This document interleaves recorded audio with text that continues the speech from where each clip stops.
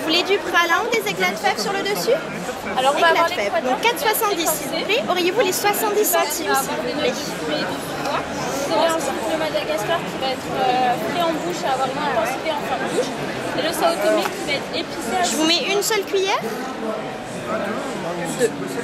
Oui, bien sûr. Entre les deux.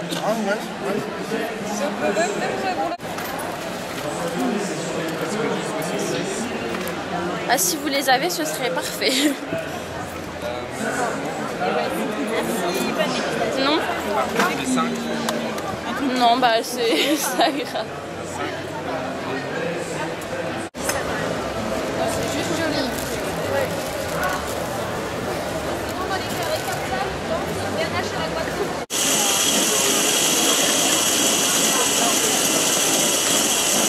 Myrtille et orange.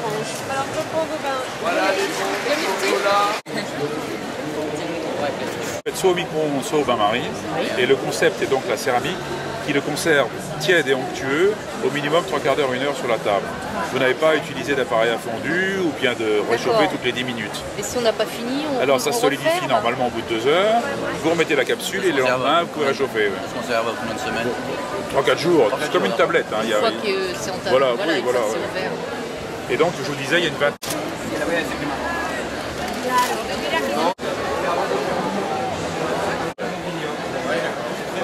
Et donc nous on travaille.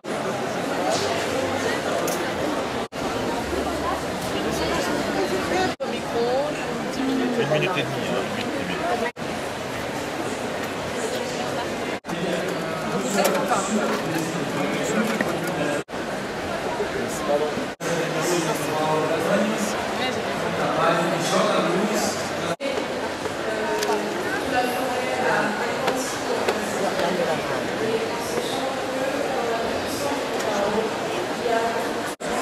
Bon allez, hop, t'as pris la coque? Oui, c'est là aussi. Et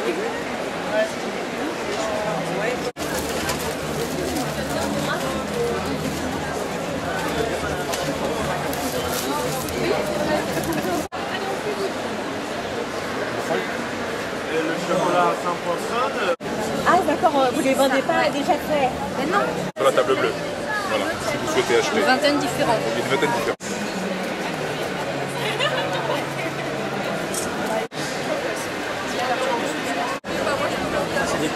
Le gancho, c'est le fer à cacao.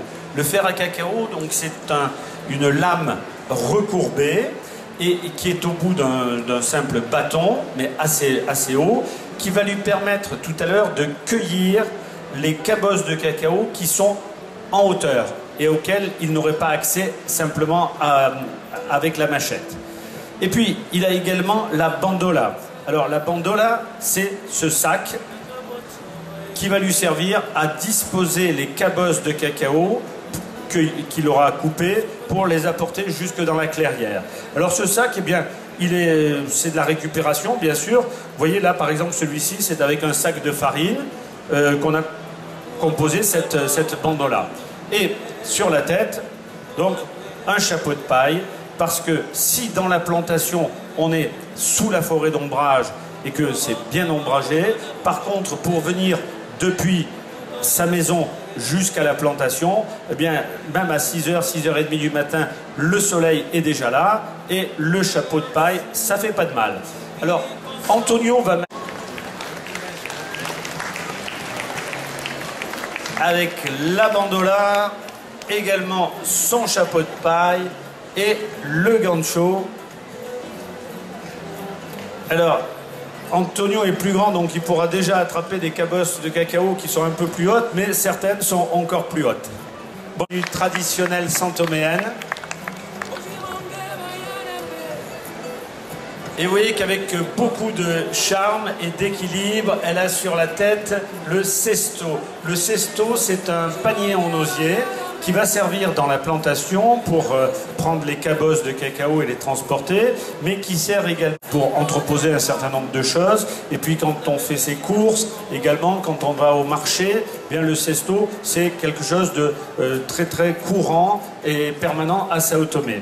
Et dans la main, elle a ce que j'appelle parfois donc l'aspirateur santoméen. En fait, c'est le balai. Alors ça s'appelle la vassoura. la vassoura. Donc ce sont des fibres simplement retenues avec un petit bout de corde.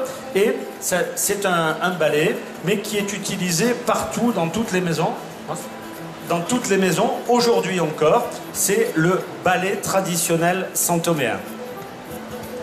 Quelque chose d'indispensable. Avant, c'était le briquet ou le stylo. Aujourd'hui, c'est autre chose. Hein. Aujourd'hui, ça s'appelle le portable. Hein. Donc, on ne lâche pas le portable dans la main ou dans la poche.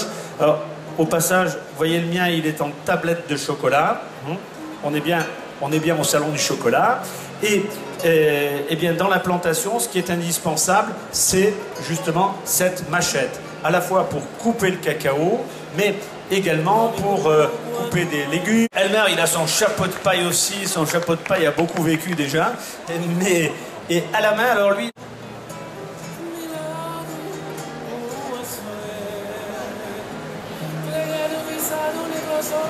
Pendant ce temps, on montrait une cabosse de cacao. Voici une cabosse fraîche de Sao Tomé, bien sûr. Alors la cabosse, c'est le fruit du cacaoyer. Il y a plusieurs particularités. D'abord, la cabosse pousse principalement sur le tronc. On a l'habitude de voir les fruits qui poussent sur les branches. Eh bien là, en ce qui concerne le cacaoyer, les cabosses poussent à même le tronc, quelques-unes seulement sur les branches principales. Deuxième particularité, eh bien, sur l'arbre, on va avoir des cabosses de différentes couleurs, 200 et 800 grammes à peu près. Et la forme, c'est une forme allongée, un peu ovale. Ce qui a donné le nom de la qualité de ces cabosses, c'est amelonado. Amelonado, donc comme le melon, hein, comme un melon ovale. Donc, à la